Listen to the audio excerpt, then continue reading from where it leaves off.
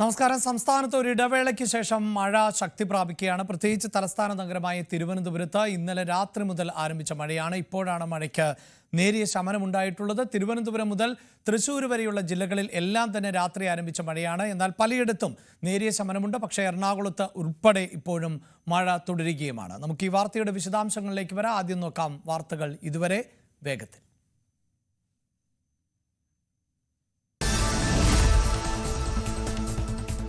സംസ്ഥാനത്ത് കനത്ത മഴ. 8 ജില്ലകളിൽ യെല്ലോ അലർട്ട്. മഴ മുന്നറിയിപ്പ് തിരുവനന്തപുരം മുതൽ തൃശ്ശൂർ വരെ ജില്ലകളിൽ.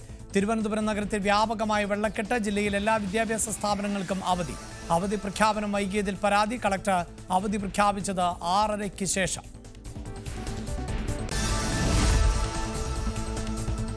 ഓപ്പറേഷൻ നുങ്കൂറിൽ പരിശോധന ശക്തമായതോടെ ഉടമകൾ വാഹനങ്ങൾ ഒളിപ്പിക്കുന്നു. നിറവും നമ്പർ പ്ലേറ്റും മാറ്റിയെന്ന് സംശയിച്ച് കസ്റ്റംസ്. വാഹനങ്ങൾ കേരളത്തിൽ നിന്ന് പുറത്തേക്ക് കടത്താൻ ശ്രമം. എല്ലാ ചെക്ക് പോസ്റ്റുകളിലും ജാഗ്രതാ നിർദ്ദേശം. മാഹിൻ അൻസാരി ഇന്ന് കസ്റ്റംസിന് മുന്നിൽ ഹാജരാകും. KJ ഷൈനെതിരായ സൈബർ അധിക്ഷേപ കേസിൽ അറസ്റ്റിലായ KM ഷാജഹാൻ ആലുവയിലെ സൈബർ സ്റ്റേഷനിൽ. വൈദ്യപരിശോധനയ്ക്ക് ശേഷം ഷാജഹാനെ കോടതിയിൽ ഹാജരാക്കും. പിണറായി വിജയനെതിരെ പലതും പറയാനുണ്ട് എന്നും മടങ്ങി വരുമ്പോൾ പറയാമെന്നും ഷാജഹാൻ. ബിന്ദു പത്മനാഭൻ കൊലക്കേസിലെ പ്രതിയായ സബാഷിന്റെ ചോദ്യം ചെയ്യൽ തുടരുന്നു. ഐഷ തിരോധാന കേസിലും സബാഷിനെ പ്രതി ചേർക്കും. കാണാതായ ദിവസം ഐഷ പോയത് സബാഷിന്റെ പള്ളിപ്പുറത്ത് വീട്ടിലേക്ക് എന്ന് പോലീസ്. കേരളത്തിന് പുറത്തും തെളിവെടുപ്പ് നടത്താൻ അന്വേഷണ സംഘം.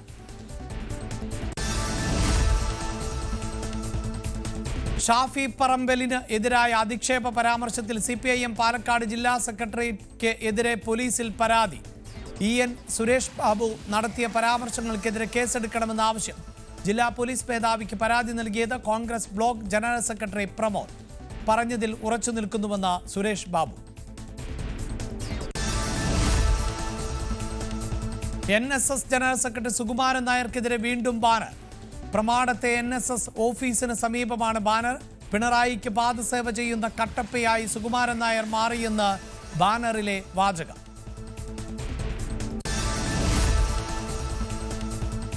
കാസർഗോഡ് ചെങ്കള 4-ാം മൈലിൽ ഡ്യൂട്ടിക്കിടെ പോലീസ് ഉദ്യോഗസ്ഥൻ വാഹനമിടിച്ച് മരിച്ചു. മരിച്ചത് ബേക്കൽ DYSPയുടെ ഡാൻസ് ഓഫ് സ്ക്വാഡിലെ സീനിയർ CPO സജീഷ്.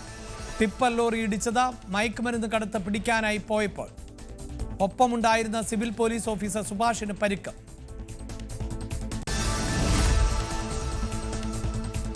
ലേയിലെ സംഘർഷത്തിന് പിന്നാലെ ചർച്ച വേഗത്തിലാക്കി കേന്ദ്ര സർക്കാർ. പ്രത്യേക ദൂതനെ ലഡാക്കിലേക്ക് അയച്ചു. സോനം വാങ്ചുക്കിന്റെ സ്ഥാപനത്തിന്റെ FCRA ലൈസൻസ് കേന്ദ്രം റദ്ദാക്കി. പകപോക്കുകയാണ് എന്ന് വാങ്ചുക്ക്. 6 പതിറ്റാണ്ട് നീണ്ട സേവനത്തിനൊടുവിൽ MiG-21 യുദ്ധവിമാനങ്ങൾ സേവനം അവസാനിപ്പിക്കുന്നു. ഔദ്യോഗിക യാത്രയെ ഇന്ന് ചണ്ഡീഗഡിൽ. അവസാന പറക്കലിന് നേതൃത്വം നൽകാൻ എയർ ചീഫ് മാർഷൽ.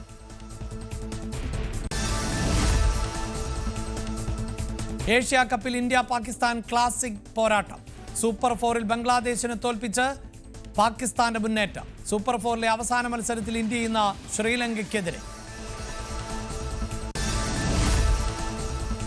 9 മണി വിശദമായ വാർത്തകളിലേക്ക് കടക്കുമ്പോൾ തുടക്കത്തിൽ തന്നെ അതിശക്തമായ മഴ സംസ്ഥാനത്തെ പല ജില്ലകളിലും ഇപ്പോഴും തുടരുന്ന പശ്ചാത്തലമാണുള്ളത്. ഇന്ന് 8 ജില്ലകളിൽ ആണ് യെല്ലോ അലർട്ട് പ്രഖ്യാപിച്ചിട്ടുള്ളത്. തിരുവനന്തപുരം മുതൽ തൃശ്ശൂർ ജില്ല വരെയുള്ള ജില്ലകൾക്കാണ് യെല്ലോ അലർട്ട്. പലയിടത്തും ഇന്നലെ രാത്രി തുടങ്ങിയ അതിശക്തമായ മഴ ഇപ്പോഴും തുടരുന്നുണ്ട്. എന്നാൽ ചിലയിടങ്ങളിൽ നേരിയ ശമനമുണ്ട്. പൊന്മുടി ഇക്കോ ടൂറിസം കേന്ദ്രം അടച്ചിരിക്കുകയാണ്. തിരുവനന്തപുരം കരിക്കകം കണ്ണമ്മൂല മേഖലയിൽ വീടുകളിൽ വെള്ളം കയറിയിട്ടുണ്ട്. തിരുവനന്തപുരം കേശവൻ നായർ റോഡിൽ ശ്രീചിത്ര റിസർച്ച് സെന്ററിന്റെ മതിൽ ഇടിഞ്ഞു വീണു. തെക്കൻ കേരളത്തിലെ മലയോര മേഖലകളിൽ മഴ ശക്തമാണ്. ശക്തമായ കാറ്റിനും കടൽക്ഷോഭത്തിനും സാധ്യതയുണ്ട് എന്ന മുന്നറിയിപ്പുണ്ട്. അതുകൊണ്ട് തന്നെ മത്സ്യബന്ധനത്തിന് പോകുന്ന തൊഴിലാളികൾ ജാഗ്രത പുലർത്തണം. ഇന്ന് മത്സ്യബന്ധനത്തിന് വിലക്ക് ഏർപ്പെടുത്തിയിട്ടുള്ള പശ്ചാത്തലം കൂടിയുണ്ട്. വാർത്തയുടെ വിശദാംശങ്ങളുമായി തിരുവനന്തപുരത്ത് നിന്ന് VV അരുണും ഒപ്പം കൊച്ചിയിൽ നിന്ന് നവമി ദിനേശുമാണ് ചേരുന്നത്. അതേസമയം ഈ ദുരിതപ്പെയ്ത്ത് ഏത് തരത്തിലാണ് ജനങ്ങളെ ബാധിക്കുന്നത് എന്നത് സംബന്ധിച്ച പ്രതികരണങ്ങൾ കൂടി പരിശോധിക്കാം. ഇന്നലെ വൈകുന്നേരം മുതൽ തുടങ്ങിയ മഴയാണ്. ഈ ഭാഗത്തും വെള്ളം മഴ പെയ്ത ഉടനെ വെള്ളം കെട്ടുന്ന സ്ഥലമാണ്. പൊഴി മുറിഞ്ഞെങ്കിൽ പെട്ടെന്ന് ഈ വെള്ളം കംപ്ലീറ്റ് പോയെന്നായിരുന്നു. നമ്മൾ പലരെയും വിളിച്ചു. ഇപ്പം മുറിഞ്ഞുകൊണ്ടിരിക്കുന്നതാണ് പറയുന്നത്. സ്ഥലം MLA ഇതുവരെ ഈ സ്ഥലം നോക്കിയിട്ടില്ല. അതാണ് ഏറ്റവും MLA വിളിച്ചു, രാവിലെ വിളിച്ചിട്ട് എടുത്തില്ല. അപ്പൊ ആ നിലയിലാണ് കരിക്ക പ്രദേശത്ത് മൊത്തം ഈ വീട് ഇപ്പോൾ ഏതാനും നിമിഷം തന്നെ ഈ വീട് തന്നെ കട്ടയിട്ട പഴയ വീടാണ്. അത് നിലം പൊത്തും. ആ കണക്കിന് നമ്മൾ രാവിലെ 5 മണി മുതൽ പലരെയും വിളിക്കുകയാണ്. ഇപ്പൊ പൊഴിമുറി എന്നല്ലാതെ ഇതുവരെ മുറിഞ്ഞ അരമണിക്കൂർ കൊണ്ട് ഇവിടെ ഈ പ്രദേശത്തെ വെള്ളം വറ്റുന്നതാണ്. ഈ അടുത്ത കാലത്തായി ഇത്രയും വെള്ളം ഈ അടുത്ത കാലത്തൊന്നും ഉണ്ടായിട്ടില്ല. 81-ന് ശേഷം ഇത്രയും വലിയ വെള്ളക്കെട്ടുണ്ടാകുന്ന ഈ സമയത്താണ്. അതുകൊണ്ട് അടിയന്തരമായി ഈ പ്രദേശത്ത് എന്തെങ്കിലും നടപടി എടുത്തില്ലെങ്കിൽ വളരെ രൂക്ഷമാണ്. മറ്റ് നടപടിയിലേക്ക് ജനങ്ങൾ പോവും എന്നുള്ള കാര്യത്തിൽ ഒരു സംശയമില്ല. ഇപ്പോൾ വീടൊക്കെ ഉടനെ ഇടിച്ചു വിടുന്ന ഒരു അവസ്ഥയിലാണ്. വീട് മുറിക്ക് എല്ലാം സാധനങ്ങളെല്ലാം നനഞ്ഞ് എല്ലാം കട്ടില് പഴയ കട്ട കെട്ടിയ വീടാണ്. അത് ഉടനെ തന്നെ എന്തെങ്കിലും തീരുമാനം ആവും എന്നുള്ളതാണ്. വെള്ളം മുറിക്കകത്ത് മൊത്തം എല്ലാ മുറികളിലും വെള്ളം കയറി. ഏകദേശം 100-300ഓളം വീടുകൾ വെള്ളക്കെട്ടിൽ ആവുകയും അതോടൊപ്പം തന്നെ അതിൽ ഉണ്ടായ ഒരു കാലതാമസം എന്ന് പറയുന്നത് നമ്മുടെ പാർവതി പുത്തനാറിലെ വേളിപ്പൊഴിയുമായി ബന്ധപ്പെട്ട് വേളിപ്പൊഴി മുറിയുന്നതുമായി ബന്ധപ്പെട്ട് വന്നുള്ളത് കാലതാമസമാണ്. ഇന്നലെ തന്നെ തഹസിൽദാരുടെ ശ്രദ്ധയിൽപ്പെടുത്തുകയും അടിയന്തരമായി ചെയ്യാമെന്നുമാണ് അദ്ദേഹം ഉറപ്പ് തന്നിരുന്നത്. പക്ഷെ ഇന്നലെ ചെയ്യാതെ വന്നു. വീണ്ടും ഇന്ന് രാവിലെ വെളുപ്പിന് അറിഞ്ഞ ഉടൻ തന്നെ കൌൺസിലർ എന്നുള്ള നിലയ്ക്ക് തഹസിൽദാരുടെ ശ്രദ്ധയിൽപ്പെടുത്തി, വില്ലേജ് ഓഫീസറുടെ ശ്രദ്ധയിൽപ്പെടുത്തി. അങ്ങനെ ഇപ്പോൾ വേളി പൊഴി മുറിയാനുള്ള പണി പ്രാരംഭമാക്കണമെന്നുള്ള നിലയ്ക്ക് തുടങ്ങിക്കഴിഞ്ഞു. ഏകദേശം മണിക്കൂറുകൾക്കകം തന്നെ ഇത് ഉടൻ തന്നെ ഈ വെള്ളക്കെട്ടിന് പരിഹാരം കാണുവാൻ സാധിക്കും. പൊഴി മുറിഞ്ഞുകൊണ്ട് പരിഹാരം കാണുവാൻ സാധിക്കും. അതോടൊപ്പം തന്നെ നമ്മുടെ സ്ഥലം MLA ആയ ശ്രീ കടകംപള്ളി സുരേന്ദ്രൻ അദ്ദേഹത്തിന്റെ ശ്രദ്ധയിലും പെടുത്തി അദ്ദേഹവും ഇടപെട്ട് തഹസിൽദാർക്ക് വേണ്ട നിർദ്ദേശങ്ങൾ കൊടുത്തു. അങ്ങനെ അതിന്റെ അടിസ്ഥാനത്തിൽ യുദ്ധാടിസ്ഥാനത്തിൽ തന്നെ ഉടൻ തന്നെ വേളി പൊഴി ഉടനടി മുറിയുന്നതിനുള്ള നടപടിക്രമം പൂർത്തീകരിക്കും. അതോടൊപ്പം മറ്റ് ചില പോക്കറ്റുകളിൽ ഒറ്റപ്പെട്ട വീടുകളിൽ വെള്ളം കയറിയതുണ്ട്. അവിടെയും നഗരസഭയുടെ ജീവനക്കാരെ ഉപയോഗിച്ചുള്ള നടപടി അതായത് പൂർത്തീകരിക്കുന്നതിനുള്ള നടപടിക്രമങ്ങൾ ആരംഭിച്ചു കഴിഞ്ഞു. വി അരുണിലേക്ക്. അരുൺ, ഈ പ്രദേശവാസികളുടെ പ്രതികരണങ്ങളിൽ നിന്ന് തന്നെ അവരുടെ ഉറക്കം കെടുത്തിയിരുന്നു ഈ മഴ എന്നതിൽ തർക്കമില്ല. ഇപ്പോൾ നേരിയ ശമനമുണ്ട് എന്നത് വലിയ ആശ്വാസമാണ്. പക്ഷേ ഒരു മഴ പെയ്യുമ്പോഴേക്കും ഇങ്ങനെ വെള്ളക്കെട്ട് രൂപപ്പെടുന്നു എന്നത് വലിയ ബുദ്ധിമുട്ടാണ് അവരിൽ ഉണ്ടാക്കുന്നത് എന്നത് വ്യക്തമാണല്ലോ. അധികൃതരെയൊക്കെ ബന്ധപ്പെട്ടിട്ട് ഒരു പ്രതികരണവും ഉണ്ടായില്ല എന്ന പരാതി കൂടിയുണ്ടല്ലോ തലസ്ഥാനത്തെ ജനങ്ങൾക്ക്. അഭിലാഷ്, തലസ്ഥാനത്തിന്റെ ഒരു പൊതുസ്ഥിതി തന്നെയാണ്. ഇന്ന് പക്ഷേ ശക്തമായ മഴയാണ്. ഇന്നലെ രാവിലെ തുടങ്ങിയ മഴയാണ്. പലയിടങ്ങളിലും നിർത്താതെ പെയ്യുന്നുണ്ട്. മലയോര മേഖലകളിൽ പ്രത്യേകിച്ചും. നഗരത്തിലും ഇത് ശക്തമായ മഴ ഇന്നലെ വൈകുന്നേരമാണ്, ഉച്ചയ്ക്ക് ശേഷമാണ് ശക്തമായ മഴ ഈ രീതിയിൽ തുടരുന്നത്. അതാണ് ഈ പ്രശ്നങ്ങൾക്ക് കാരണം. വേളിപ്പൊഴി മുറിച്ചാണ് ഈ പ്രശ്നങ്ങൾക്ക് സാധാരണ പരിഹാരം ഉണ്ടാകുന്നത്. വേളിപ്പൊഴി മുറിക്കുമ്പോൾ സ്വാഭാവികമായും വെള്ളം കടലിലേക്ക് പോകും. അങ്ങനെ നഗരത്തിലെ താഴ്ന്ന പ്രദേശങ്ങളിലെ വെള്ളക്കെട്ട് ഒഴിവാകും. ഇത്തവണ പൊഴി മുറിക്കാൻ വൈകിയതാണ് ഈ പ്രശ്നങ്ങൾ കൂടുതൽ സങ്കീർണമാക്കിയത്. ഏതായാലും ഇപ്പോൾ പൊഴി മുറിക്കാൻ നടപടികൾ തുടങ്ങിക്കഴിഞ്ഞു. നേരത്തെ വാർഡ് കൗൺസിലർ അടക്കം പറഞ്ഞതുപോലെ MLAയും അതുപോലെ തന്നെ മറ്റ് ജില്ലാ ഭരണകൂടവും ഒക്കെ ഇടപെട്ട് പൊഴി മുറിക്കാൻ നടപടി സ്വീകരിക്കുകയാണ്. കരിക്കകത്തും അതുപോലെ തിരുവനന്തപുരത്ത് കണ്ണമ്പൂരയിലുമുള്ള പ്രദേശങ്ങളിലാണ് ഈ ഇത്തരത്തിൽ വലിയ രീതിയിൽ വെള്ളം കയറിയത്. പ്രധാനപ്പെട്ട റോഡുകളിൽ പലയിടത്തും വെള്ളക്കെട്ടുണ്ട്. നമുക്കറിയാം, ഈ ഉള്ളൂരിൽ നിന്ന് ആക്കുളത്തേക്കുള്ള വഴിയിലടക്കം ഗതാഗതം പൂർണ്ണമായും തടസ്സപ്പെടുന്ന തരത്തിലേക്ക് റോഡിൽ വെള്ളക്കെട്ടുണ്ട്. ബേക്കർ ജംഗ്ഷനിൽ റോഡിൽ വെള്ളം കെട്ടി. ചാക്ക ഭാഗത്ത് അതുപോലെ ശക്തമായ വെള്ളക്കെട്ടുണ്ട്. പൂജപ്പുരയിൽ ഇന്നലെ രാത്രിയാണ് ഒരു വലിയൊരു റോഡിലേക്ക് മതിലിടിഞ്ഞ് വീണ സംഭവമുണ്ട്. അങ്ങനെ പലയിടത്തും ഇത്തരം പ്രശ്നങ്ങളുണ്ട്. ഇപ്പോൾ മഴ അതിനെ സൂചിപ്പിച്ച പോലെ ശക്തമായി പെയ്യുന്നില്ല. ചെറിയ ഒരു ചാറ്റൽ മഴ മാത്രമാണ് ഇപ്പോൾ. അതാണ് ഒരു ആശങ്ക മാറുന്ന ഒരു സാഹചര്യമായി ഉള്ളത്. ജില്ലയിലെ എല്ലാ സ്കൂളുകൾക്കും എല്ലാ വിദ്യാഭ്യാസ സ്ഥാപനങ്ങൾക്കും അതിരാവിലെ തന്നെ ജില്ലാ ഭരണകൂടം അവധി പ്രഖ്യാപിച്ചു കഴിഞ്ഞു. അതുപോലെ തന്നെയാണ് ഈ പൊന്മുടി അടക്കമുള്ള മലയോര മേഖലകളിലേക്കുള്ള യാത്രകൾ പൂർണ്ണമായും നിരോധിച്ചിട്ടുമുണ്ട്. ഇനി ഒരു അറിയിപ്പ് ഉണ്ടാകുന്നവരെ പൊന്മുടിയിലേക്ക് ആളുകളെ കടത്തിവിടേണ്ട എന്നതാണ് ജില്ലാ ഭരണകൂടത്തിന്റെ തീരുമാനം. തീർച്ചയായും അവിടെ ഈ പറയുന്നത് പോലെ പൊന്മുടി പോലെയുള്ള പ്രദേശങ്ങൾ അത് അപകട സാധ്യതയുള്ള മേഖലയാണ്. അവിടെ ഇനി ഒരു അറിയിപ്പുണ്ടാകുന്നത് വരെ പ്രവേശനം വിലക്കുന്ന സാഹചര്യമുണ്ട്. അതുകൊണ്ട് തന്നെ പല ആളുകളും തിരുവനന്തപുരത്തൊക്കെ ഈ അവധി ദിനങ്ങളിലേക്കൊക്കെ കടക്കാൻ പോകുന്ന ഒരു പശ്ചാത്തലമുണ്ട്. ഇനിയിപ്പോൾ പൂജവെപ്പിൻ്റെ അവധി അതൊക്കെ മുന്നേ കണ്ടെടുത്ത് അടുത്ത ദിവസത്തെ ശനി ഞായർ ദിവസങ്ങളിലേക്കൊക്കെ വരുന്നവരും പ്രത്യേകം ശ്രദ്ധിക്കുക. ഇത്തരം ടൂറിസം കേന്ദ്രങ്ങളിലൊക്കെ ഇപ്പോൾ ജാഗ്രതാ നിർദ്ദേശം നൽകിയിരിക്കുന്നു. നേരത്തെ അരുൺ സൂചിപ്പിച്ചതുപോലെ ഇന്നിപ്പോൾ തിരുവനന്തപുരം ജില്ലയിൽ അവധിയാണ്.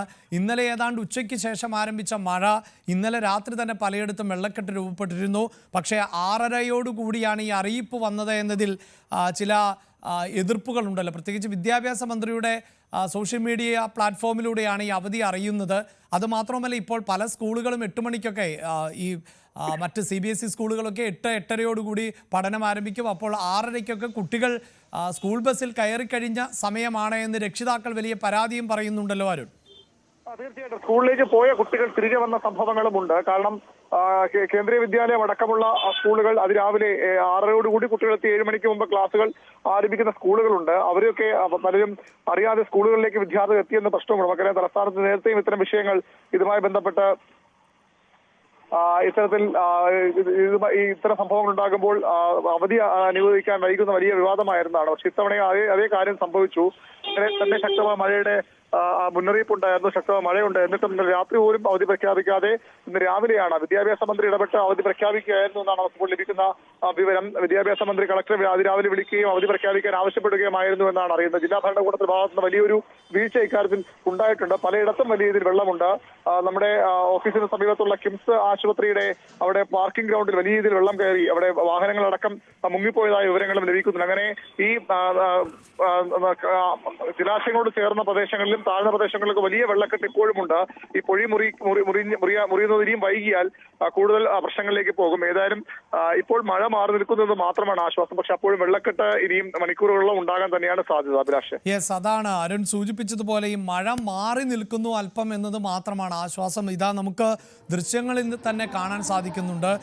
നഗരപ്രദേശത്തിലൂടെ കടന്നു പോകുന്ന തോടുകളും റോഡും ഒരേ നിരപ്പിലേക്ക് എത്തിയിരിക്കുന്നു.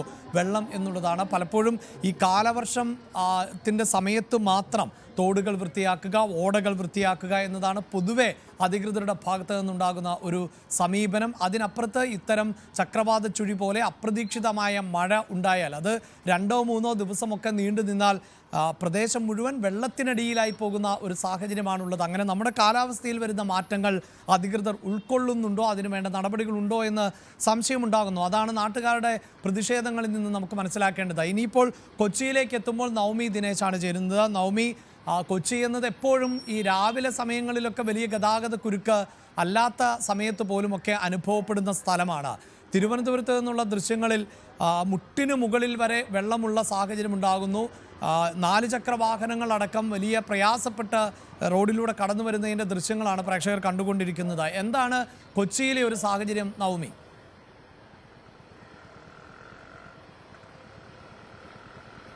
Abhilash, good morning. കൊച്ചി നഗരത്തിലേക്ക് വന്നാൽ വലിയ രീതിയിലുള്ള മഴ ഇതുവരേക്കും രേഖപ്പെടുത്തിയിട്ടില്ല. ഇടവിട്ടുള്ളൊരു മഴ ഒഴിച്ചു കഴിഞ്ഞാൽ മറ്റ് നാശനഷ്ടങ്ങളോ ഒന്നും തന്നെ റിപ്പോർട്ട് ചെയ്തിട്ടില്ല എന്നുള്ളത് വലിയ ആശ്വാസകരമായിട്ടുള്ള കാര്യമാണ്. ഇന്നലെ രാത്രി തുടർച്ചയായി 2 മണിക്കൂർ നീണ്ടു നിൽക്കുന്ന മഴയുണ്ടായിരുന്നു. പക്ഷെ പുലർച്ചയോടുകൂടി അത് മാറുകയും ചെയ്തു. ഇടവിട്ട ഇപ്പോൾ അല്പസമയം മുൻപ് എന്തായാലും ചെറിയ രീതിയിൽ മഴ പെയ്യുന്നു. പക്ഷെ അത് വലിയ ശക്തമായിട്ടുള്ള മഴ അല്ല. ഇങ്ങനെ ഇടവിട്ടുള്ള ഒരു മഴയാണ്. ഒരു മഴ സാധ്യതയിൽ തന്നെയാണ് അന്തരീക്ഷം മുഴുവനും. എന്തായാലും മറ്റൊരു കാര്യം, മലയോര മേഖലകളിൽ പിന്നെയും കനത്ത മഴ പെയ്യുന്നുണ്ട്, ഇടവിട്ട് കനത്ത മഴ പെയ്യുന്നുണ്ട് എന്നുള്ള റിപ്പോർട്ടും കൂടി വരുന്നുണ്ട്. എങ്കിൽ പോലും ജാഗ്രതാ നിർദ്ദേശത്തിനപ്പുറത്തേക്ക് മാറ്റി പാർപ്പിക്കേണ്ട സാഹചര്യമോ ഒന്നും തന്നെ ഇല്ല. പെരിയാറിന്റെ തീരങ്ങളിലുള്ളവർക്കും ജാഗ്രതാ നിർദ്ദേശം നൽകിയിട്ടുണ്ട്. ഏതെങ്കിലും തരത്തിലുള്ള മഴ ശക്തമാകുകയോ വീടുകളിലേക്ക് വെള്ളം കയറുകയോ ചെയ്താൽ ഭരണകൂടത്തെ അറിയിക്കുക, എത്രയും വേഗം അവിടെ നിന്ന് മാറണം എന്നൊരു മുന്നറിയിപ്പ് മാത്രമാണ് ഇപ്പോൾ നൽകിയിരിക്കുന്നത്. ഒപ്പം യെല്ലോ അലേർട്ടാണ് ജില്ലയിലുള്ളത്. എന്തായാലും ഉച്ചയ്ക്ക് ശേഷവും ഒക്കെ വലിയ മഴ പെയ്യാനുള്ളൊരു സാധ്യതയുണ്ടെന്നും കാലാവസ്ഥാ നിരീക്ഷണ കേന്ദ്രം അറിയിക്കുന്നുണ്ട്. അതോടൊപ്പം ഈ തീരദേശത്തുള്ളവർക്ക് മത്സ്യത്തൊഴിലാളികൾക്കും ജാഗ്രതാ നിർദ്ദേശമുണ്ട്. പക്ഷെ മത്സ്യബന്ധനത്തിന് വിലക്കില്ല. ഒരു ജാഗ്രത പാലിക്കണമെന്നൊരു മുന്നറിയിപ്പാണ് നൽകിയിരിക്കുന്നത്. നഗരത്തിൽ വെള്ളക്കെട്ടോ മറ്റോ ഒന്നും റിപ്പോർട്ട് ചെയ്തിട്ടില്ല എന്നുള്ളതും ഒരാശ്വാസകരമാണ്. അഭിലാഷ്. ഇതാണ് സാഹചര്യം. കൊച്ചിയിൽ അതായത് മഴ ഇടവിട്ടാണ് പെയ്യുന്നത് എന്നതുകൊണ്ട് തന്നെ വലിയ ആശ്വാസം ഉണ്ട്. അവിടെ അങ്ങനെ വലിയൊരു ദുരിതത്തിലേക്ക് പോകുന്ന സാഹചര്യം ഇല്ല എന്നുള്ളതാണ്. പക്ഷേ തിരുവനന്തപുരത്ത് നിന്നുള്ള കാഴ്ച അങ്ങനെയല്ല. തിരുവനന്തപുരത്തിൻ്റെ പല പ്രദേശങ്ങളും ഇപ്പോൾ വെള്ളത്തിനടിയിലായിരിക്കുന്നു എന്നുള്ളതാണ്. അതായത് ഇന്നലെ ഉച്ചയ്ക്ക് ശേഷം ആരംഭിക്കുന്ന മഴ, ചെറിയ ഇടവേളകളിൽ മഴ തോർന്നിരുന്നു. പക്ഷേ രാത്രി വീണ്ടും മഴ പെയ്യുന്നു. ഇന്ന് പുലർച്ചെ വരെ ആ മഴ നിലനിൽക്കുന്നു. ഇങ്ങനെ ഏതാനും മണിക്കൂറുകൾ മഴ പെയ്താൽ പോലും ഈ പ്രദേശമൊക്കെ വെള്ളത്തിനടിയിലാകുന്ന സാഹചര്യമാണ് ഇപ്പോൾ നമുക്ക് ദൃശ്യങ്ങളിൽ കാണാൻ സാധിക്കുന്നത്. അധികൃതരെ ബന്ധപ്പെട്ടപ്പോഴൊന്നും ആരുടെയും ഭാഗത്ത് നിന്ന് മറുപടി ഉണ്ടായില്ല എന്ന വലിയ വിമർശനം പ്രദേശവാസികളൊക്കെ ഉന്നയിക്കുന്നുമുണ്ട്. അരുൺ തുടരുന്നുണ്ട്. അരുൺ, നമുക്ക് ദൃശ്യങ്ങളിലെല്ലാം വെള്ളക്കെട്ട് അതിരൂക്ഷമാണ് എന്നത് കാണാം. അത് വലിയ തോതിൽ ഗതാഗത സംവിധാനങ്ങൾ കടന്നു പോകുന്ന വഴികളിൽ ഉണ്ട്, ഇടവഴികളിൽ ഉണ്ട്. എല്ലാം ഇങ്ങനെ ബുദ്ധിമുട്ട് രേഖപ്പെടുത്തുന്ന സാഹചര്യമാണുള്ളത്. അധികൃതരുടെ ശ്രദ്ധയിൽ ഇത് പെടുന്നില്ലേ? അവരുടെ ഭാഗത്ത് നിന്ന് അടിയന്തരമായ നടപടികൾ ഉണ്ടാകുമെന്ന് പ്രതീക്ഷിക്കാമോ? യെസ്, ഒരുപക്ഷെ വരും വാർത്തകളിൽ നമുക്ക് ഇതിൻ്റെ കൂടുതൽ വിശദാംശങ്ങൾ ഉൾപ്പെടുത്തുമ്പോഴെങ്കിലും അധികൃതരുടെ ഭാഗത്ത് നിന്ന് കൂടുതൽ നടപടികൾ, അതായത് പ്രദേശവാസികൾക്ക് ആശ്വാസകരമാകുന്ന നീക്കങ്ങൾ ഉണ്ടാകും എന്ന് വേണം നമുക്ക് പ്രതീക്ഷിക്കാൻ. മറ്റൊരു വാർത്തയിലേക്ക് കടക്കുമ്പോൾ ഷാഫി പറമ്പിലിനെതിരായ ആരോപണത്തിൽ ഉറച്ചു നിൽക്കുന്നതായി CPIM പാലക്കാട് ജില്ലാ സെക്രട്ടറി EN സുരേഷ് ബാബു. അനാവശ്യമായി കോലിട്ടുകുത്തിയാൽ പ്രത്യാഘാതം ഗുരുതരമായിരിക്കും. ആരെങ്കിലും പരാതി നൽകിയിട്ടുണ്ടെങ്കിൽ അവർ ഷാഫി വീണ് കാണണം എന്ന് ആഗ്രഹിക്കുന്നവർ ആയിരിക്കും. വ്യക്തിപരമായി ഉയരുന്ന അശ്ലീലങ്ങളെക്കുറിച്ച് ചർച്ച ചെയ്യാൻ താല്പര്യമില്ല എന്നും ആരെങ്കിലും പറയുന്നത് കേട്ട അഭിപ്രായം പറയുന്നവരല്ല CPIM എന്നും വ്യക്തതയുള്ള കാര്യങ്ങളെ പറയൂ എന്നും സുരേഷ് ബാബു പ്രതികരിച്ചു. എനിക്കിന്ന് പുതിയതായിട്ടൊരു കാര്യം പറയാനില്ല.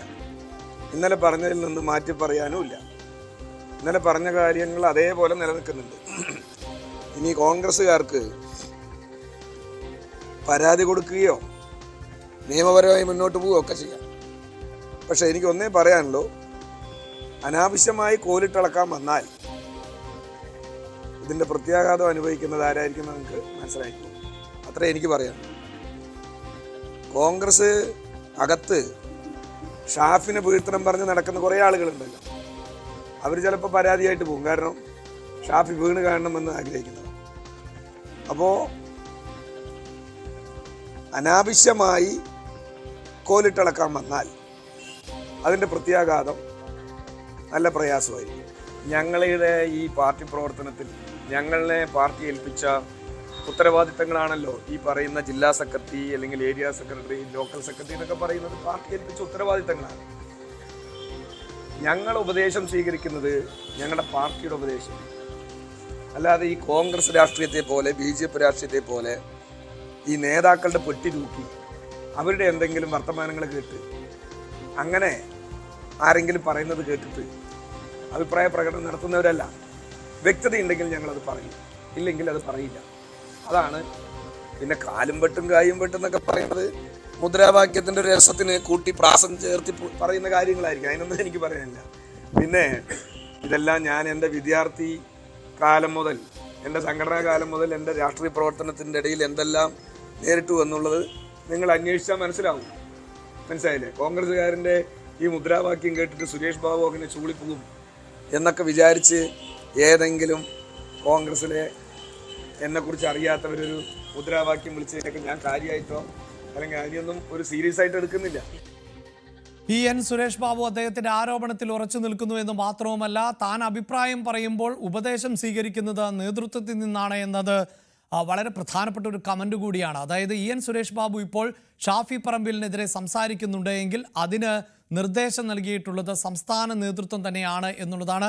ആ സംസ്ഥാന നേതൃത്വത്തിന്റെ അറിവോടുകൂടി തന്നെയാണ് ഷാഫിക്കെതിരെ ഗുരുതരമായ ആരോപണങ്ങളായിരുന്നു കഴിഞ്ഞ ദിവസം അദ്ദേഹം ഉന്നയിച്ചത്. പ്രത്യേകിച്ച് ഷാഫി പറമ്പിൽ ഇപ്പോൾ വലിയ തോതിൽ ആരോപണം നേരിട്ടുകൊണ്ടിരിക്കുന്ന നേതാവിൻ്റെ ഹെഡ് മാസ്റ്റർ ആണ് എന്നാണ് പറഞ്ഞത്. അതായത് രാഹുൽ മാങ്കൂട്ടത്തിൻ്റെ ഹെഡ് മാഷാണ് എന്ന് പറയുമ്പോൾ രാഹുൽ മാങ്കൂട്ടത്തേക്കാൾ വലിയ ആരോപണം ആണ് അതിൽ നേരിടുന്നത്. പ്രത്യേകിച്ച് സ്ത്രീകളെ അടക്കം ബാംഗ്ലൂരിലേക്ക് ക്ഷണിക്കാറുണ്ട് എന്ന ഗുരുതരമായ ആരോപണം ആണ് ഉന്നയിച്ചത്. അത് ആക്ഷേപമാണ് എന്ന് ഷാഫി പറമ്പിൽ പറയുകയും ചെയ്തിരുന്നു. പക്ഷേ തൻ്റെ നിലപാടിൽ ഉറച്ചു നിൽക്കുകയാണ്. ഒരു പക്ഷേ വരും മണിക്കൂറുകളിൽ കൂടുതൽ പ്രത്യാരോപണങ്ങൾക്ക് സാധ്യതയുള്ള ഒരു പ്രതികരണമാണ് EN സുരേഷ് ബാബുവിൻ്റേത്.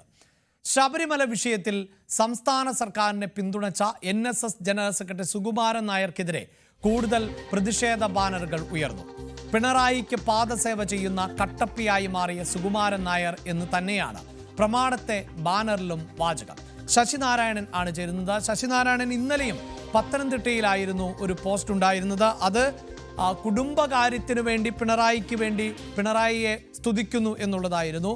അതേ പോസ്റ്റർ, അതേ ബാനർ തന്നെയാണോ ഇപ്പോൾ പ്രത്യക്ഷപ്പെട്ടിട്ടുള്ളത്? അതേ വാചകങ്ങൾ തന്നെയാണോ ബാനറിൽ ഉള്ളത്?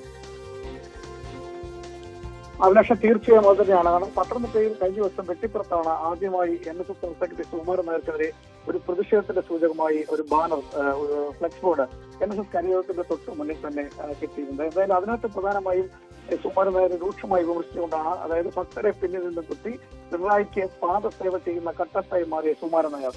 ഇതേ വാചകം തന്നെയാണ് ഇപ്പോൾ പ്രമാണം പഞ്ചായത്ത് ഓഫീസിന് മുന്നിലും കിട്ടിയിട്ടുള്ളത്.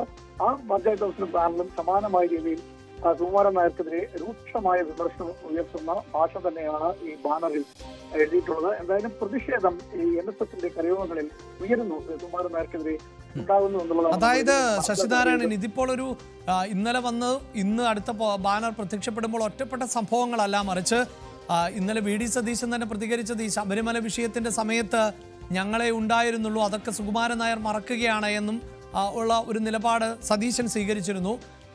ഇടത് സർക്കാരിനെ പൂർണ്ണമായി പിന്തുണയ്ക്കുകയും ചെയ്തിരുന്നു. അതിൽ NSSനകത്ത് തന്നെ അഭിപ്രായ ഭിന്നതയുണ്ട് എന്നാണോ ഈ ബാനറുകൾ പറയുന്നത്?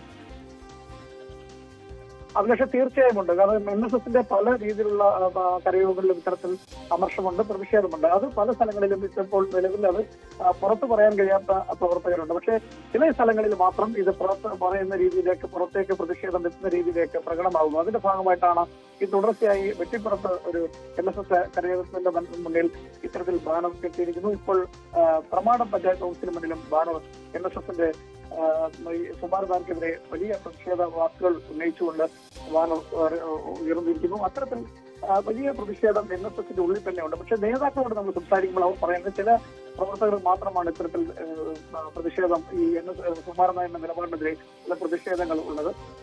ഭാഗ്യമായി മൊത്തത്തിൽ NSSന്റെ അത്തരത്തിലൊരു നിലപാടില്ല എന്നുള്ളതാണ്. നമ്മൾ ഈ NSS കരയോഗം, ഈ ബാനർ ഉയർന്ന, ഈ ബാനർ കിട്ടിയിട്ടുള്ള സ്ഥലങ്ങളിലെ കരയോഗവും പ്രസിഡന്റുമാരെയും ഭാരവാഹികളെയും വിളിക്കുന്നത് അവർ ഇത് പൂർണ്ണമായും നിഷേധിക്കുകയാണ്. കാരണം ചില പ്രവർത്തകർക്ക് മാത്രമാണ് ഇത്തരം ചില കാര്യങ്ങൾ, അത് കാര്യമാക്കേണ്ട കാര്യമില്ല എന്ന രീതിയിലാണ് ഈ കരയോഗം പ്രസിഡന്റുമാരും സെക്രട്ടറിമാരും ഒക്കെ വ്യക്തമാക്കുന്നത്. പക്ഷേ അതേസമയം സോഷ്യൽ മീഡിയയിലടക്കം NSS ജനറൽ സെക്രട്ടറിക്കെതിരെ വ്യക്തിപരമായുള്ള ചില പോസ്റ്റുകൾ, അപ്പം ചില ആളുകൾ, പ്രവർത്തകർ വന്ന് അദ്ദേഹത്തിനെതിരെ പ്രതിഷേധം സൂചിപ്പിക്കുന്ന രീതിയിലൊക്കെ സോഷ്യൽ മീഡിയയിലെ കഴിഞ്ഞ ദിവസങ്ങളിലേക്ക് ഉണ്ട്. പക്ഷെ പരസ്യമായ രീതിയിലേക്ക് ഇപ്പോൾ പൊതുസ്ഥലങ്ങളിൽ NSS ജനറൽ സെക്രട്ടറിക്കെതിരെ ഇത്തരത്തിൽ ബാനറുകൾ വരുന്നു, പ്രതിഷേധം ഉയരുന്നു എന്നുള്ളതാണ് സത്യം. കാരണം കോൺഗ്രസുമായി ബന്ധപ്പെട്ട് നിൽക്കുമ്പോൾ കോൺഗ്രസിനോടൊപ്പമല്ല, നേരെ മറിച്ച് ഇടതുപക്ഷത്തിനൊപ്പമാണ്, സർക്കാരിനോടൊപ്പമാണ് NSS നിലപാടെന്ന് ജനറൽ സെക്രട്ടറി വ്യക്തമാക്കിയതോടെയാണ് ഇത്തരത്തിലുള്ള പ്രതിഷേധം പല സ്ഥലങ്ങളിൽ നിന്നുണ്ടാകുന്നത്. പല രാഷ്ട്രീയപ്പെട്ട ആളുകൾ NSSന്റെ പ്രവർത്തകരായിട്ടുണ്ട്. അവരുടെ പ്രതിഷേധം നിലയ്ക്ക് വേണം ഒരുപക്ഷെ നമുക്ക് കാണാൻ കഴിയുക. എന്തായാലും വിമർശനങ്ങൾ ഇങ്ങനെ പല സ്ഥലങ്ങളിൽ നിന്നും ജനറൽ സെക്രട്ടറിക്ക് ഉണ്ടാകുന്നു എന്നുള്ളതാണ്. അടുപ്പിച്ചടുപ്പിച്ച് പല സ്ഥലങ്ങളിലും പോസ്റ്ററുകൾ പ്രത്യക്ഷപ്പെടുന്നു, ബാനറുകൾ പ്രത്യക്ഷപ്പെടുന്നു എന്നുള്ളതാണ് നമുക്ക് മനസ്സിലാക്കാൻ കഴിയുന്നത്. പ്രതിഷേധം പ്രവർത്തകർക്കെതിരെ അമർഷവുമുണ്ട്, ജനറൽ സെക്രട്ടറി നിലപാടുകൾക്കെതിരെ അമർഷവുമുണ്ട്, പ്രതിഷേധവും പ്രവർത്തകർക്കിടയിൽ ഉണ്ടെന്നുള്ളതാണ് നമുക്കിതിൽ നിന്ന് വ്യക്തമാക്കാൻ കഴിയുന്നത്. അഭിലാഷ്, കഴിഞ്ഞ ദിവസമായിരുന്നു ഇംഗ്ലീഷ് ദിനപത്രത്തിൽ സുകുമാരൻ നായർ UDFനെയും അതോടൊപ്പം തന്നെ BJPയെയും അതിരൂക്ഷമായി വിമർശിക്കുകയും LDFനെ, പ്രത്യേകിച്ച് സർക്കാരിനെ പുകഴ്ത്തുകയും ചെയ്തത്. ഹൈന്ദവ വോട്ടുകൾ, ഭൂരിപക്ഷ വോട്ടുകൾ കോൺഗ്രസ് ലക്ഷ്യം വെക്കുന്നില്ല, കോൺഗ്രസിന് വേണ്ട എന്നാണ് തോന്നുന്നത് എന്ന് അദ്ദേഹം പറഞ്ഞു വെക്കുന്നു. കേന്ദ്രത്തിൽ അധികാരത്തിലുള്ള BJP സർക്കാരോ കോൺഗ്രസ് സർക്കാരുകളോ ഒന്നും ചെയ്തിരുന്നില്ല ശബരിമലയ്ക്ക് വേണ്ടി എന്ന് പറയുന്നു. അതുമാത്രവുമല്ല, ഇടത് സർക്കാരിന് വേണമെങ്കിൽ അവിടെ സ്ത്രീകളെ പ്രവേശിപ്പിക്കാമായിരുന്നു, പക്ഷേ പാരമ്പര്യത്തെ നിലനിർത്തുന്ന സമീപനമാണ് ഇടത് സർക്കാരിൻ്റെ ഭാഗത്തു നിന്നുണ്ടായത്. ശബരിമലയിലെ പ്രശ്നങ്ങൾ പരിഹരിക്കും എന്ന് ഇടത് സർക്കാർ ഉറപ്പു നൽകിയിട്ടുണ്ട് എന്ന് ആണ് സുകുമാരൻ നായർ പ്രതികരിച്ചത്. ഈ പ്രതികരണത്തിലാണ് ഇപ്പോൾ NSSനകത്ത് തന്നെ വിയോജിപ്പുകളുണ്ട് എന്ന പ്രകടമാക്കുന്ന ബാനറുകൾ പ്രത്യക്ഷപ്പെടുന്നത്. CPIM നേതാവ് KJ ഷൈനെതിരായ സൈബർ അധിക്ഷേപ കേസിൽ അറസ്റ്റിലായ യൂട്യൂബർ KM ഷാജഹാനെ ഇന്ന് കോടതിയിൽ ഹാജരാക്കും. ഇന്നലെ രാത്രി തിരുവനന്തപുരത്തെ വീട്ടിൽ നിന്ന് കസ്റ്റഡിയിലെടുത്ത ഷാജഹാൻ നിലവിൽ ആലുവയിലെ സൈബർ സ്റ്റേഷനിൽ ആണ് ഉള്ളത്. പോരാട്ടത്തിനൊപ്പം നിന്നതിന് സർക്കാരിന് നന്ദി എന്നായിരുന്നു KJ ഷൈൻ്റെ പ്രതികരണം. ഒരു ജനാധിപത്യ രാജ്യം എന്നുള്ള നിലയ്ക്ക് ഭരണകൂടം ഉറപ്പു തന്ന തടസ്സങ്ങൾ നീക്കാനുള്ള എല്ലാ സഹായങ്ങളും ഉപയോഗിക്കാൻ കഴിഞ്ഞു. അതിന് കേരള പോലീസിനോട് ഒരു ബിഗ് സല്യൂട്ട്. പരാതി കൊടുക്കുന്നത് പരാതിക്ക് കാരണമായ സംഭവങ്ങൾ തുടർന്നും ഉണ്ടാകുന്നു. നിയമവ്യവസ്ഥയെ വെല്ലുവിളിക്കാൻ ശ്രമിക്കുന്നു. ഹരിത കേരള ക്യാമ്പയിൻ നിങ്ങൾക്കറിയാലോ, മാലിന്യമുക്ത നവകേരളം. ആ മാലിന്യമുക്ത നവകേരളം എന്നുള്ള ലക്ഷ്യം സാക്ഷാത്കരിക്കണമെങ്കിൽ നമ്മളെല്ലാവരും അതിന്റെ ഭാഗമാകണം, ആ ക്യാമ്പയിന്റെ ഭാഗമാകണം. നമ്മൾ പുറത്തേക്ക് വലിച്ചെറിയുന്ന ദുർഗന്ധങ്ങൾ, ആ ദുർഗന്ധങ്ങൾ നമുക്ക് ദുർഗന്ധരഹിതമായി സമൂഹത്തിൽ ജീവിക്കണമെങ്കിൽ അതിനെ ഒന്ന് നമ്മൾ എറിയാതിരിക്കണം. മറ്റൊന്ന്, എറിയുന്നവരെ കണ്ടാൽ അവരെ തിരുത്തിക്കാൻ നമുക്ക് ഓരോരുത്തർക്കും ഉത്തരവാദിത്വമുണ്ട്. അപ്പൊ ആ ക്യാമ്പയിൻ മുന്നോട്ട് പോവുക, അതിന് ശക്തമായി പ്രതികരിക്കാൻ കഴിവുള്ള ഒരു ഗവൺമെന്റ് ഉണ്ട് എന്ന ഉറച്ച വിശ്വാസം ഞാൻ ആദ്യമേ നിങ്ങളോട് പറഞ്ഞിരുന്നു. നവമി ദിനേശാണ് വാർത്തയുടെ വിശദാംശങ്ങളുമായി ചേരുന്നത്. കെ ജെ ഷൈൻ്റെ പ്രതികരണം നമ്മൾ കേട്ടുകഴിഞ്ഞു. അതോടൊപ്പം തന്നെ പലതും പറയാനുണ്ട് എന്ന നിലയിൽ കെ എം ഷാജഹാനും പ്രതികരിച്ചതായാണല്ലോ വിവരം. എന്താണ് മറ്റു വിവരങ്ങൾ നവമി?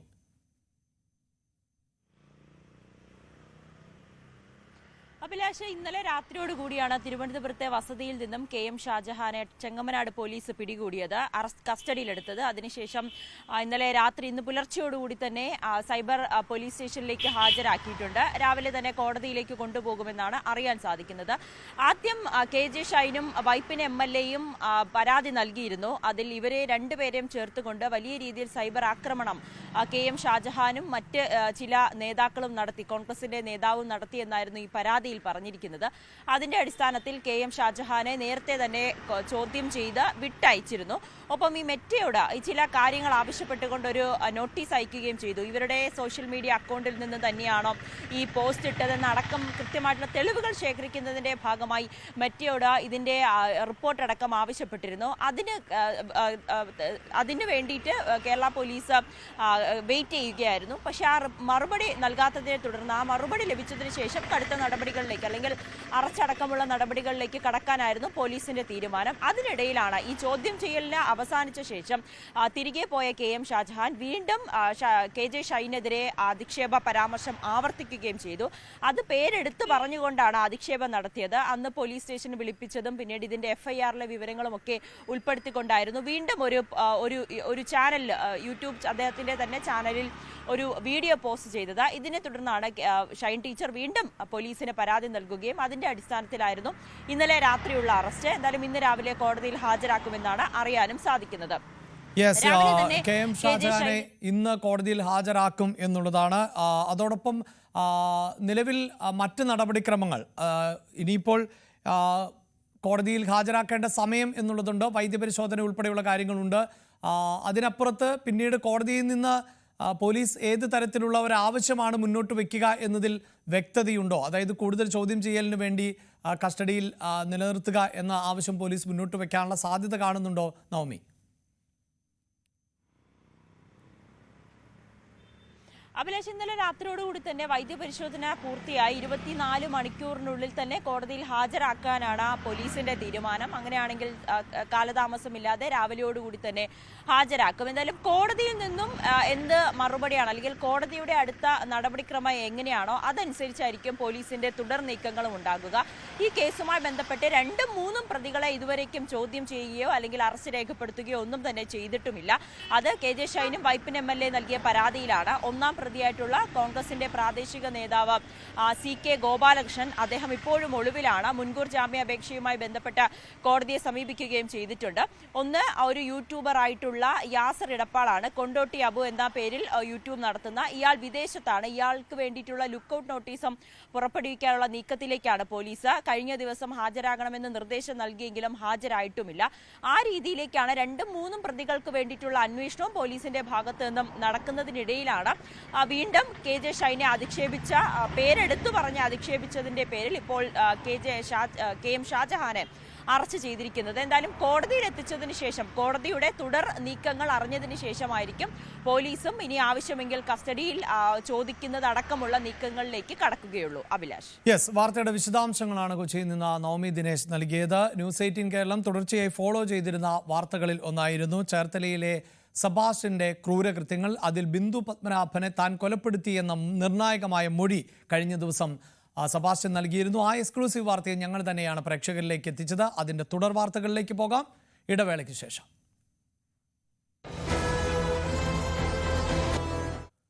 ബിന്ദു പത്മനാഭൻ കൊലക്കേസിലെ പ്രതിയായിട്ടുള്ള സീരിയൽ കില്ലർ സെബാസ്റ്റ്യന്റെ ചോദ്യം ചെയ്യൽ തുടരുകയാണ്.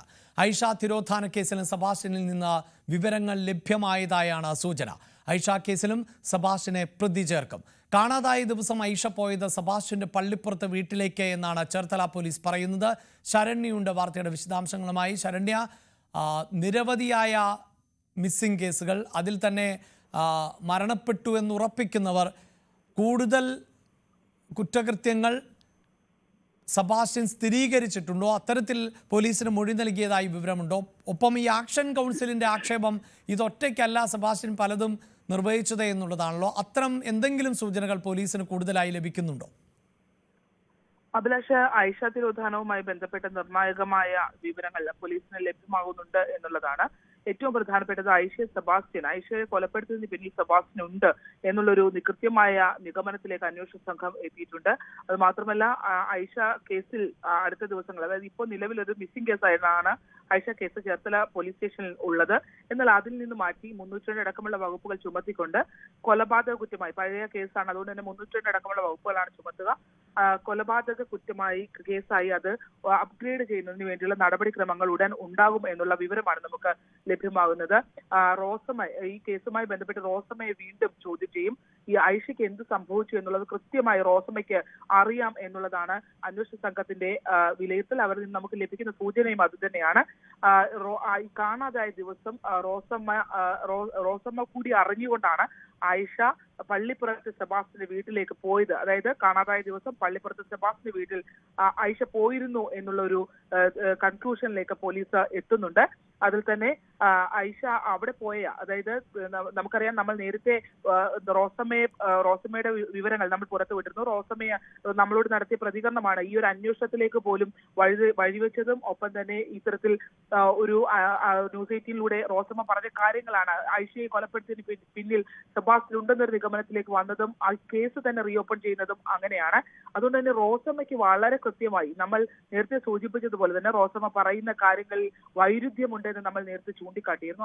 അതേ ചിന്താഗതിയിൽ തന്നെയാണ് പോലീസ് മുന്നോട്ട് പോയിക്കൊണ്ടിരിക്കുന്നത്. റോസമ്മ ഇപ്പോഴും പറയാനുള്ള കാര്യങ്ങൾ പൂർണ്ണമായി പറഞ്ഞിട്ടില്ല എന്നുള്ള നിഗമനത്തിലാണ് അന്വേഷണ സംഘം ഉള്ളത്. അവരെ കൃത്യമായി ഇനിയും അവരിൽ നിന്ന് വിവരങ്ങൾ തേടേണ്ടതുണ്ട്.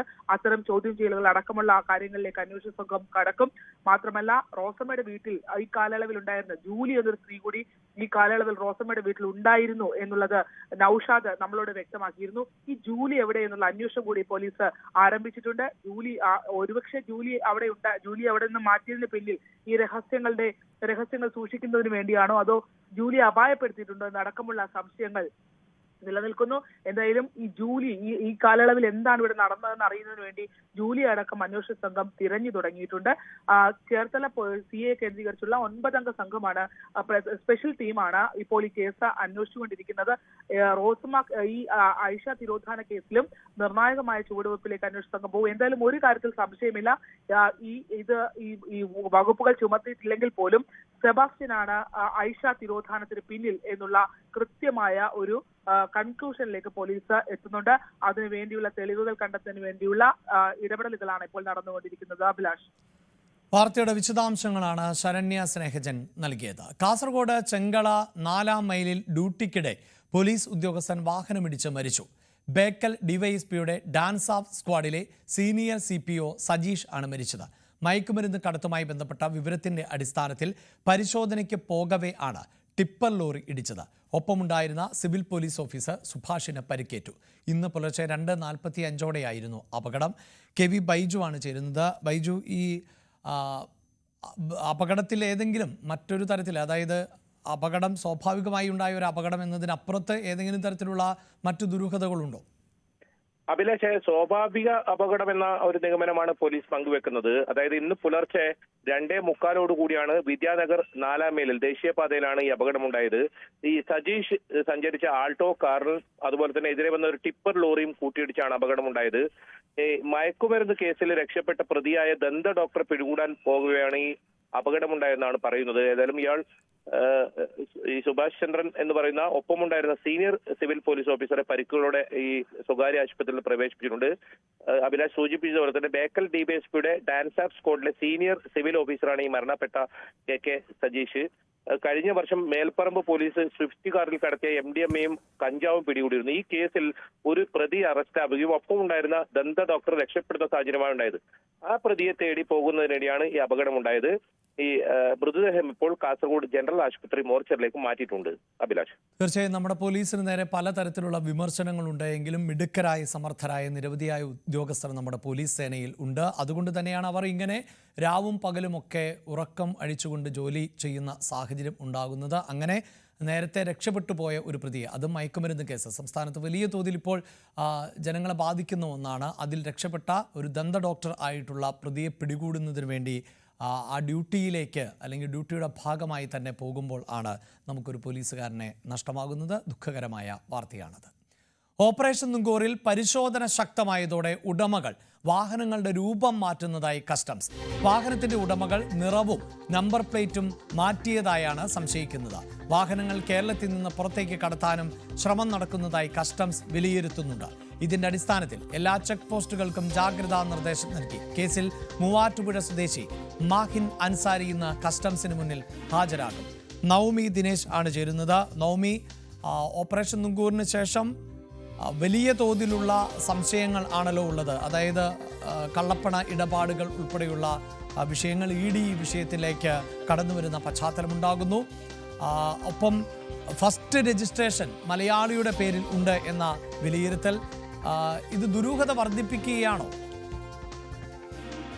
അഭിലാഷ്, ഇപ്പോൾ കസ്റ്റംസ് തരുന്ന വിവരങ്ങൾ അനുസരിച്ച് ഇങ്ങനെ ഒരു റെയ്ഡിനെ കുറിച്ച് ഇത്തരത്തിൽ ഇവരുടെ ഗ്രൂപ്പുകളിൽ, അതായത് ഈ ലാൻഡ് ക്രൂയിസർ വാങ്ങുന്നവരുടെ ഒരു ഗ്രൂപ്പ് ഉണ്ട്, ആ ഗ്രൂപ്പുകളിലടക്കം ചർച്ച ചെയ്തിരുന്നു. ഒരാഴ്ചക്കുള്ളിൽ തന്നെ ഇങ്ങനെ ഒരു റെയ്ഡ് ഉണ്ടാകുമെന്ന മുന്നറിയിപ്പ് അവരുടെ ഗ്രൂപ്പുകളിൽ നൽകുകയും ചെയ്തു. ഇതിനെ തുടർന്ന് ഇത് സ്വന്തമാക്കിയ നിരവധി ആളുകൾ ഈ വാഹനങ്ങൾ ഒളിപ്പിക്കുകയോ അല്ലെങ്കിൽ മറ്റ് കളർ മാറ്റുന്നതിനോ ഏതെങ്കിലും തരത്തിലുള്ളൊരു മാറ്റം വരുത്തുന്നതിനു വേണ്ടിയിട്ടൊക്കെ ശ്രമിച്ചിരുന്നു എന്നൊരു വിവരമാണ് കസ്റ്റംസിന് ലഭിച്ചിരിക്കുന്നത്. അതിനെ തുടർന്നാണ് ഇപ്പോഴും പല വാഹനങ്ങളും പിടിച്ചെടുക്കാൻ പോലും കസ്റ്റംസിന് ഏറെ ബുദ്ധിമുട്ടാകുന്ന സാഹചര്യം ഉണ്ടാകുകയും ചെയ്യുന്നതെന്നാണ് ഇപ്പോൾ അറിയുന്നത്. എന്നാലും കസ്റ്റംസിന്റെ പരിശോധന വളരെ ശക്തമായി തന്നെ മുന്നോട്ട് പോയിക്കൊണ്ടിരിക്കുകയാണ്.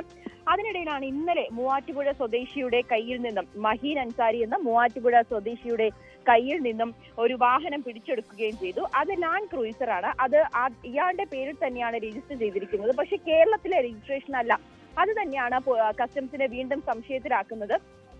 അതിന്റെ അടിസ്ഥാനത്തിലാണ് ഈ വാഹനവുമായി ബന്ധപ്പെട്ട രേഖകൾ ഹാജരാക്കുവാനായി ഇദ്ദേഹത്തോട് പറഞ്ഞിരിക്കുന്നത്. അങ്ങനെയാണെങ്കിൽ മഹീൻ അൻസാരി ഇന്ന് കസ്റ്റംസിന് മുന്നിൽ ഹാജരാകുമെന്നാണ് അറിയാൻ സാധിക്കുന്നത്. കസ്റ്റംസ് എന്തായാലും ഇതിന്റെ പരിശോധന വ്യാപകമാക്കി തന്നെ പുരോഗമിച്ചുകൊണ്ടിരിക്കുകയാണ്. എല്ലാ ചെക്ക് പോസ്റ്റുകൾക്കും നിർദ്ദേശം നൽകുകയും ചെയ്തു. കേരളത്തിൽ നിന്നും പുറത്തേക്ക് വാഹനങ്ങൾ കടത്താനുള്ളൊരു ശ്രമവും നടക്കുന്നു എന്നാണ് വിവരം ലഭിച്ചിരിക്കുന്നത്. എന്തായാലും ഇനിയും ആളുകൾ ഇതിൽ കുടുങ്ങും എന്ന് ഉറപ്പായിട്ടുണ്ട്. അതോടൊപ്പം തന്നെ ദുൽഖർ സൽമാന്റെ 2 വാഹനങ്ങളാണ് കസ്റ്റംസ് പിടികൂടിയിട്ടുള്ളത്. അതിലൊരു വാഹനം എവിടെയാണെന്ന് ഇപ്പോഴും കണ്ടെത്താൻ കഴിഞ്ഞിട്ടില്ല. ഇതിനുവേണ്ടി ദുൽഖർ സൽമാനെ നോട്ടീസ് അയക്കാനും വിളിച്ചു വരുത്തി ചോദ്യം ചെയ്യലടക്കമുള്ള കാര്യങ്ങളിലേക്ക് കടക്കുവാനും ഒക്കെ കസ്റ്റംസ് തീരുമാനിച്ചിട്ടുമുണ്ട്. എന്തായാലും വലിയൊരു മാഫിയ തന്നെ, അല്ലെങ്കിൽ വലിയൊരു ശൃംഖല തന്നെ ഇതുമായി ബന്ധപ്പെട്ട് കേരളത്തിൽ പ്രവർത്തിക്കുന്നുണ്ട്. അതും കോയമ്പത്തൂര് ആണ് കേന്ദ്രമെങ്കിൽ പോലും അവരിലെ ചില ആളുകൾ കേരളത്തിലും പ്രവർത്തിക്കുന്നുണ്ടെന്നാണ് കസ്റ്റംസ് കണ്ടെത്തിയിരിക്കുന്നത്. കേരളത്തിലെ പല സിനിമാ താരങ്ങളും വലിയ തോതിൽ വാഹനപ്രേമികളാണ്. അതുപോലെ വ്യാപാരികളും വ്യവസായികളും ഒക്കെ അവരുടെയൊക്കെ ഷെഡുകളിൽ വില കൂടിയ നിരവധിയായ വാഹനങ്ങളുണ്ട്. പക്ഷേ ആ വാഹനങ്ങളുടെ മറവിൽ അവർക്ക് പങ്കുണ്ടോ എന്നതിൽ നമുക്ക് വ്യക്തതയില്ല. പക്ഷേ പല വാഹനങ്ങളും തട്ടിപ്പ് നടത്തിയാണ് കേരളത്തിലേക്ക് എത്തിയിട്ടുള്ളത്. അത്തരം വാഹനങ്ങളൊക്കെയാണ് ഇവർ വാങ്ങിച്ചത് എന്ന സൂചനകൾ പുറത്തു വരുന്നു. ഒപ്പം ഇതിൽ മറ്റേതെങ്കിലും തരത്തിലുള്ള ഇടപാടുകൾ ഉണ്ടോ എന്ന സംശയമൊക്കെ ബലപ്പെടുകയാണ്. എന്തായാലും കൂടുതൽ വല വിരിക്കുന്ന സാഹചര്യമാണ് ഇപ്പോൾ ഉള്ളത്. തെരഞ്ഞെടുപ്പുകൾ അടുത്തതോടെ വിശ്വാസികളെ ഒപ്പം നിർത്താനുള്ള മുന്നണികളുടെ മത്സരം ശക്തമാവുകയാണ്. സമുദായ സംഘടനകളെ ഒപ്പം നിർത്തി തെരഞ്ഞെടുപ്പുകളിൽ ജയിച്ചു കയറാൻ ഉള്ള ശ്രമമാണ് എല്ലാവരും നടത്തുന്നത്. ഏറെക്കാലമായി എതിർപക്ഷത്തായിരുന്ന NSSനെയും അവരും ഒപ്പം SDPI പോലെയുള്ള ഒരുമിച്ച് നിർത്തിയ ഇടതുമുന്നണി ഇപ്പോൾ ആദ്യ ലാപ്പിൽ മുന്നിലാണ് എന്ന് പറയാം. ഇപ്പോൾ മനസ്സിലാക്കുന്നത്, ക്ഷമിക്കണം, SNDP ഉൾപ്പെടെ ഉള്ള വിഭാഗങ്ങളെ ഒരുമിച്ച് നിർത്തുന്നു എന്നുള്ളതാണ് മനസ്സിലാക്കുന്നത്. ഭൂരിപക്ഷ സമുദായ സംഘടനകളുടെ നഷ്ടപ്പെട്ട വിശ്വാസം തിരിച്ചുപിടിക്കാനുള്ള തീവ്ര ശ്രമത്തിൽ ആണ് കോൺഗ്രസും BJPയും. സമുദായ സംഘടനകൾക്ക് ആവശ്യത്തിലും അതിൽ അധികവും ബഹുമാനവും പ്രാധാന്യവും കൊടുക്കാൻ രാഷ്ട്രീയ പാർട്ടികൾ മത്സരിക്കുന്നത് കേരളത്തിൽ പുതുമയല്ല. എന്നാൽ വിശ്വാസത്തിലും വിശ്വാസികളുടെ കൂട്ടായ്മയ്ക്കും ഇത്രയധികം പ്രാധാന്യം കൈവന്നത് ശബരിമല സ്ത്രീ പ്രവേശ വിധിക്ക് ശേഷമാണ്. പുരോഗമനവും നവോത്ഥാനവും ഉയർത്തിക്കാട്ടിയ CPM-നും ഇടതുമുന്നണിക്കും വലിയ തിരിച്ചടിയാണ് കാത്തിരുന്നത്. വിശ്വാസത്തിൽ തൊട്ട് കൈപൊള്ളിയ CPM-ഉം സർക്കാരും പാപപരിഹാരത്തിനുള്ള ശ്രമമാണ് പിന്നീട് നടത്തിയതെല്ലാം. എടുത്തുചാട്ടം തെറ്റായിപ്പോയെന്ന് CPM വിലയിരുത്തി. ശബരിമലയുടെ കാര്യത്തിൽ സർക്കാർ പ്രത്യേക ശ്രദ്ധ നൽകി. അയ്യപ്പ സംഗമവും നടത്തി. SNDP-യുമായുള്ള ബന്ധം കൂടുതൽ ശക്തമാക്കി. 9 വർഷത്തിലേറെ ശത്രുപക്ഷത്തു നിന്ന NSS-ഉം ഇടത്തേക്ക് ചായുകയാണ്. വിശ്വാസികളെയും വിശ്വാസ സമൂഹത്തെയും കൂടെ നിർത്തി മാത്രമേ ഭരണ തുടർച്ച ഉറപ്പാക്കാനാകൂവെന്ന് CPM മനസ്സിലാക്കുന്നു. കഴിഞ്ഞ തിരഞ്ഞെടുപ്പുകളിലേതുപോലെ ന്യൂനപക്ഷ വോട്ടുകൾ അനുകൂലമാകില്ലെന്ന യാഥാർത്ഥ്യം കൂടി ഉൾക്കൊണ്ടാണിത്. ശബരിമല സമരത്തിലെ കേസുകൾ എഴുതിത്തള്ളുന്നതുൾപ്പെടെ വിശ്വാസികളുടെ വിശ്വാസം ആർജിക്കാനുള്ള കൂടുതൽ നടപടികളുണ്ടാകും. NSS തുടങ്ങിവെച്ച നാമജപ സമരങ്ങൾ ആളിക്കത്തിച്ചതും സുവർണാവസരമായി കണ്ടതും BJPയും സംഘപരിവാർ സംഘടനകളുമായിരുന്നു. തെരഞ്ഞെടുപ്പ് രംഗത്ത് സീറ്റുകളുടെ എണ്ണത്തിൽ നേട്ടമുണ്ടായെങ്കിലും CPM-ന്റെ പരമ്പരാഗത വോട്ടുകൾ പോലും പിടിച്ചെടുക്കാൻ BJPക്ക് കഴിഞ്ഞു. ശബരിമല വിവാദത്തിന് ശേഷം വലിയ വളർച്ചയാണ് സംസ്ഥാന രാഷ്ട്രീയത്തിൽ BJP ഉണ്ടാക്കിയത്. NSS-ഉം SNDP-യും പൂർണ്ണമായും ഇടത്തേക്ക് ചായുന്നത് BJPക്ക് തിരിച്ചടിയാണ്. അത് മനസ്സിലാക്കിയാണ് ആദ്യം അയ്യപ്പ സംഗമം തടയാൻ ശ്രമിച്ചത്. പിന്നീട് ബദൽ സംഗമം നടത്തി. അതുകൊണ്ടൊന്നും ഹൈന്ദവ സമൂഹത്തിലെ 2 പ്രധാന സമുദായ സംഘടനകളെ ഒപ്പം നിർത്താൻ BJPക്ക് കഴിഞ്ഞില്ല. അതുകൊണ്ടാണ് സന്യാസിമാരുടെ സംസ്ഥാന യാത്രയുമായുള്ള കൂടുതൽ തന്ത്രങ്ങളിലേക്ക് BJPയും സംഘപരിവാർ സംഘടനകളും കടക്കുന്നത്. ശബരിമല സ്ത്രീ പ്രവേശന വിവാദത്തിന്റെ ഏറ്റവും വലിയ ഗുണഭോക്താക്കൾ കോൺഗ്രസ് ആയിരുന്നു. ലോക്സഭാ തിരഞ്ഞെടുപ്പിൽ 19 സീറ്റ്. എന്നാൽ തദ്ദേശ തിരഞ്ഞെടുപ്പിലും നിയമസഭാ തിരഞ്ഞെടുപ്പിലും അതിന് ആനുപാതികമായ നേട്ടം കോൺഗ്രസിനുണ്ടായില്ല. അയ്യപ്പ സംഗമത്തിൽ നിന്ന് പൂർണ്ണമായും വിട്ടുനിന്നതാണ് NSS-നെ കോൺഗ്രസിന് എതിരാക്കിയത്. SNDP-യുമായി കുറേക്കാലമായി പ്രതിപക്ഷ നേതാവ് VD സതീശൻ നല്ല ബന്ധത്തിലല്ല. നിയമസഭാ തിരഞ്ഞെടുപ്പിന് മുൻപ് പ്രശ്നങ്ങൾ പറഞ്ഞു തീർക്കാൻ തീവ്രശ്രമം കോൺഗ്രസ് തുടങ്ങിയിട്ടുണ്ട്. ചുരുക്കത്തിൽ വിശ്വാസികളുടെ വിശ്വാസം ഉറപ്പിക്കാനുള്ള നെട്ടോട്ടത്തിലാണ് മുന്നണികൾ. ന്യൂസ് 18 തിരുവനന്തപുരം. ഇടവേള.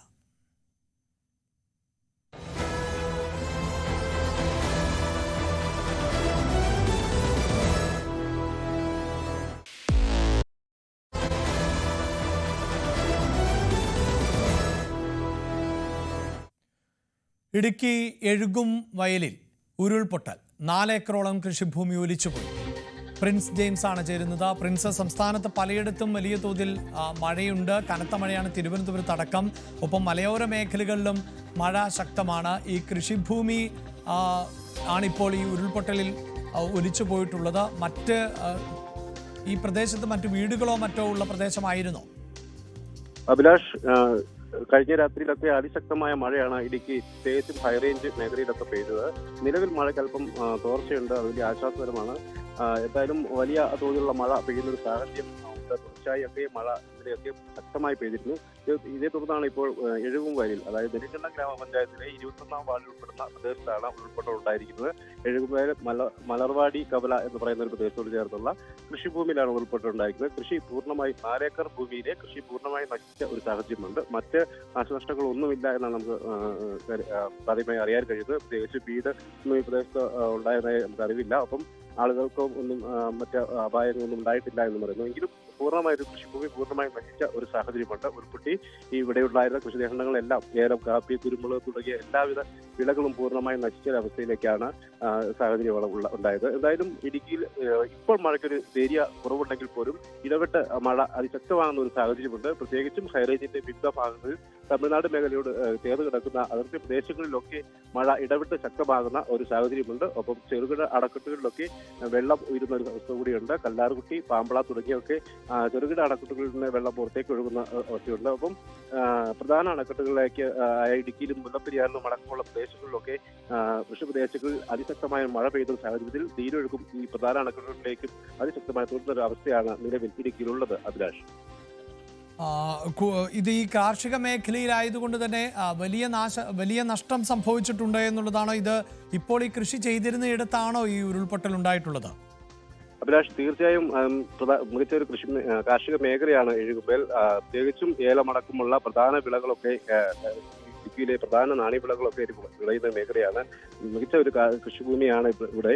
അതുകൊണ്ട് തന്നെ വലിയ തോതിലുള്ള ഒരു നാശനഷ്ടം കർഷകന് നേരിട്ടിരിക്കുന്ന ഒരവസ്ഥയാണ്. ഒരു 4 ഏക്കർ ഭൂമി പൂർണ്ണമായും എല്ലാവിധ വിളകളും ഇല്ലാതാകുന്ന ഒരവസ്ഥയിലാണ് പൂർണ്ണമായും നശിച്ചിരിക്കുന്നത്. എത്ര കർഷകരുടെ ഭൂമിയിൽ നിന്നാണ് ഇത്തരത്തിലുള്ള നാശനഷ്ടം ഉണ്ടായിരിക്കുന്നതെന്ന് നമുക്ക് വ്യക്തമല്ല. എങ്കിലും ഏകദേശം 4 ഏക്കറിലെ ഭൂമി മുകളിൽ നിന്ന് മണ്ണ് ഒലിച്ചു വന്ന് പൂർണ്ണമായും എല്ലാവിധ വിളകളും ഇല്ലാതാകുന്ന ഒരവസ്ഥയാണ്. വലിയ നഷ്ടം കർഷകർക്ക് നേരിട്ട അവസ്ഥയാണ് ഉണ്ടായിരിക്കുന്നത്. അഭിലാഷ്, ഇടുക്കി എഴുകും വയലിൽ ആണ് ഉരുൾപൊട്ടൽ ഉണ്ടായത്. 4 ഏക്കറോളം കൃഷിഭൂമിയാണ് ഉരുൾപൊട്ടലിൽ ഒലിച്ചുപോയത്. 9 മണി വാർത്ത ഇനി അന്താരാഷ്ട്ര വാർത്തകളിലേക്കാണ് പോകുന്നത്. പാകിസ്ഥാൻ പ്രധാനമന്ത്രി ഷഹബാസ് ഷെരീഫും സൈനിക മേധാവി അസിം മുനീറുമായി വൈറ്റ് ഹൗസിൽ കൂടിക്കാഴ്ച നടത്തി.